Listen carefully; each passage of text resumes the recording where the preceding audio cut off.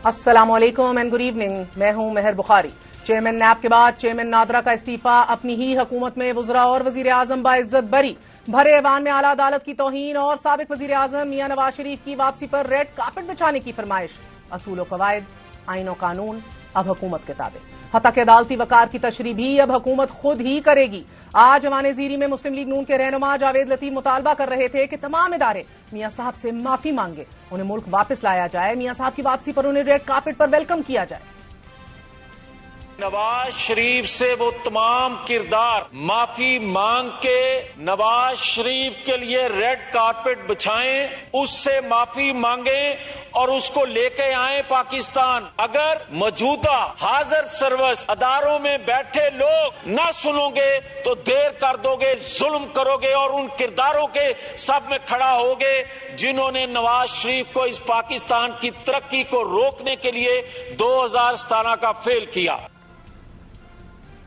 मुस्लिम league नून चूंकि साहिब इक्तदार है तो अदालतों से 2 दफा इश्तिहारी करार दिए जाने, कई मुकदमात में अदालतों को मतलूब साबिक वजीर आजम के लिए क्लीन चिट से रेड कार्पेट का सफर बासानी तय कर सकती है।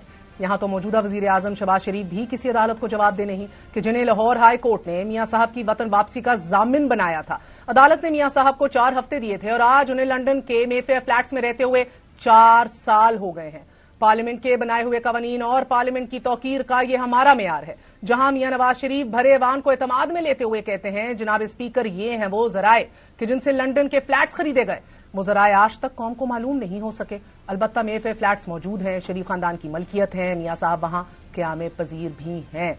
मगर पार्लियामेंट ने ना तो मियां साहब की इस गलत बयानी पर कोई एक्शन लिया, बल्कि अदालत के अंदर उनके वकील ने कहा कि ऐवान में दिया गया ये बयान एक सियासी बयान था, ना ही कोई तहकीकात की गई।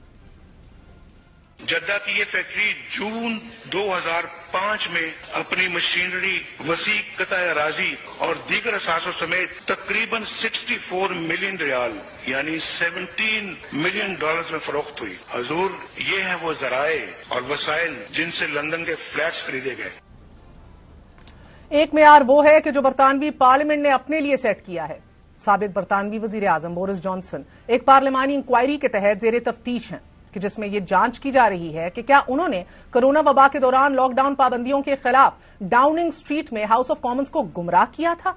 तहकीकात के नतीजे में नाजरीन इल्जाम दुरुस्त साबित होने की सूरत में पार्लियामान की इस्तेकात कमेटी को बोरिस जॉनसन पर पार्लियामेंट में दाखिले के लिए 10 रोज से जायद की पाबंदी की सिफारिश का इख्तियार हासिल है। यह पाबंदी 10 रोज से जायद अरसे तक जारी रहती है तो उनके हल्के के वोटर्स उनसे बतौर अपना नुमाइंदा बरकरार रहने के लिए दोबारा इंतखाब लड़ने का मुतालबा कर सकते हैं। ये हैं वो स्टैंडर्ड्स। तहकीकात मुकम्मल होने से कबल ही बोरिस जॉनसन पार्लियामेंट से बहरहाल मुस्ताफी हो गए हैं। बोरिस जॉनसन का पार्लियामेंट से इस्तीफा देने का फैसला उनके 22 साला सियासी करियर का इख्तिताम भी हो सकता है। पार्लियामानी निजाम में पार्लियामेंट के वकार का यह मुख्तसर मुआजना है। दूसरा मरहला अपनी ही हुकूमत में अपने मुकदमात से बरियत है और डंके की चोट पर है। आज वजीर आजम शहबाज शरीफ और अहले खाना के खिलाफ मनी लॉन्ड्रिंग और आमदन से जायद असासजात केस में नैब ने तस्दीक शुदा रिपोर्ट एहतसाब अदालत में पेश कर दी है, जिसमें उन्हें बेगुनाह करार दिया गया है। नैब रिपोर्ट में कहा गया है कि मुल्जिमान के खिलाफ मनी लॉन्ड्रिंग और आमदन से जायद असासजात के ठोस शवाहिद नहीं मिले। नैब सप्लीमेंट्री रिपोर्ट में शहबाज शरीफ समेत दीगर को बेगुनाह करार दिया गया है। ये वो काबिल कबूल रिपोर्ट्स हैं कि जो हुकूमत की अपनी मंशा के मुताबिक बरियत के फैसले सुना रही हैं, और चूंकि हुकूमत बरसरे इक्तदार है तो ये खुला तजाद भी जायज है कि एहतसाब के इदारे अगर वज़रा और वजीर आजम को एक एक करके बरी कर दें तो ठीक है, अगर ये इदारे और अदालतें इसके बरक्स फैसला दें या काम करें तो अदालतें किसी भी इल्जाम से अपना दामन बचाने की जिम्मेदार बहरहाल खुद होंगी।